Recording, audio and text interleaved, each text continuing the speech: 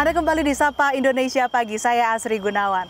Saudara, investasi hijau bukan lagi sekadar wacana.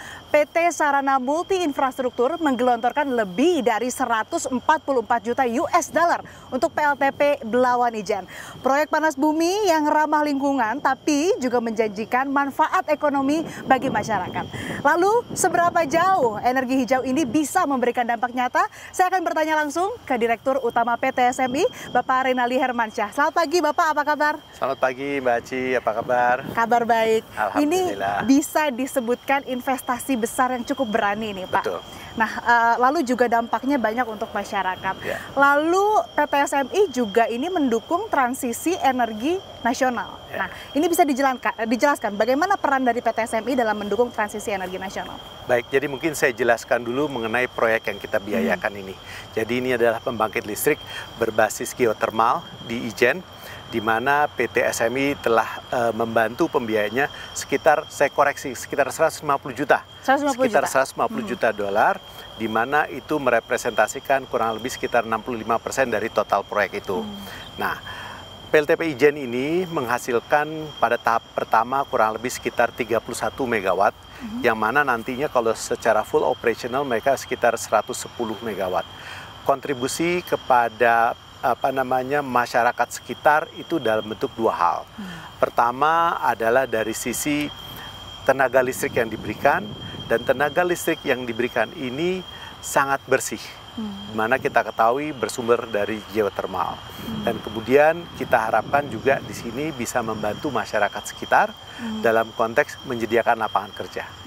Lalu yang saya dapatkan juga informasinya Pak, PT SMI juga berkolaborasi dengan lembaga internasional melalui skema blended financial. Ya, nah, financing. ini pola kerjanya seperti apa dan mengapa sih penting untuk mendukung pertumbuhan atau transisi energi tadi? Ya, jadi konsep pembiayaan yang berbasis blended finance ini merupakan suatu konsep yang kita usung untuk proyek-proyek pembangkit tenaga listrik yang awalnya atau pada proses eksplorasinya itu memiliki tingkat resiko yang tinggi.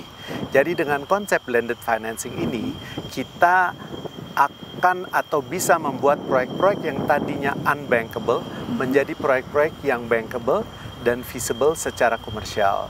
Dan disitulah peran daripada berbagai macam mitra kita untuk menyusun struktur pembiayaan bersifat blended finance.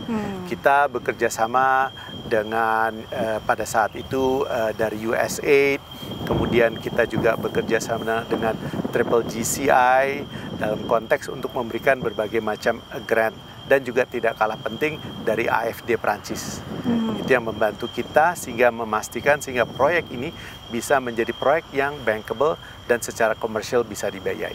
Selain berkontribusi di bidang energi dan juga lingkungan, tapi PT SMI juga memastikan bisa memberikan dampak langsung ke masyarakat melalui lapangan pekerjaan, kemudian juga peluang usaha. Nah, bagaimana PT SMI memastikan ini dampaknya benar-benar terasa secara nyata di masyarakat?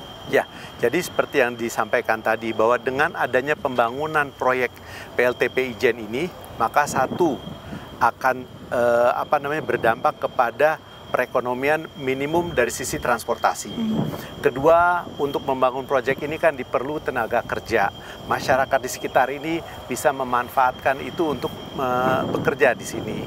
Terus yang ketiga juga adalah suplai bahan baku untuk konstruksinya, seperti semen, pasir, dan yang lain-lain. Jadi itu saya rasa peran langsung kami di mana langsung dirasakan oleh masyarakat sekitar ini.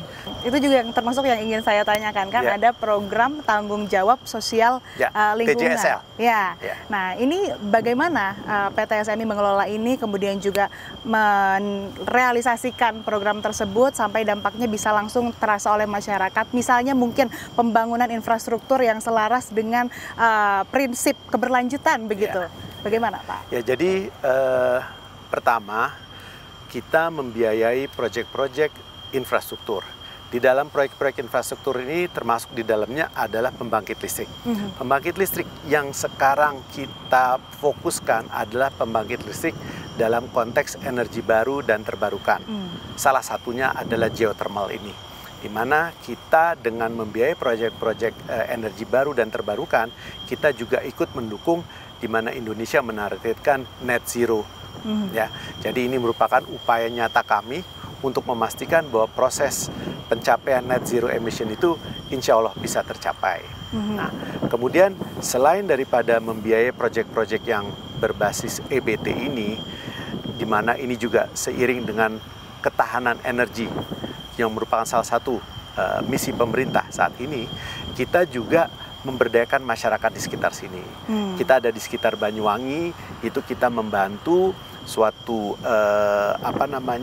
organisasi atau sekumpulan masyarakat yang melakukan penangkaran tukik, yaitu semacam kayak penyu yang sangat kecil sekali ya. Mungkin nanti kita bisa lihat. Nah, ini juga bermanfaat untuk mempertahankan ekosistem di mana di Banyuwangi ini kan kita berhubungan dengan pantai. Ya, jadi itu merupakan salah satu kontribusi kami. Baik, luar biasa komitmen PT SMI untuk kemudian mengembangkan energi baru terbarukan, tetap ramah lingkungan, dan juga tadi menjanjikan dampak positif ekonomi bagi masyarakat. Terima kasih banyak Pak Renaldi Hermansyah, Direktur Utama PT SMI, telah berbagi informasi bersama kami di Kompas TV. Dan saudara, tetaplah di Sapa Indonesia Pagi, masih ada informasi menarik lainnya usai jeda.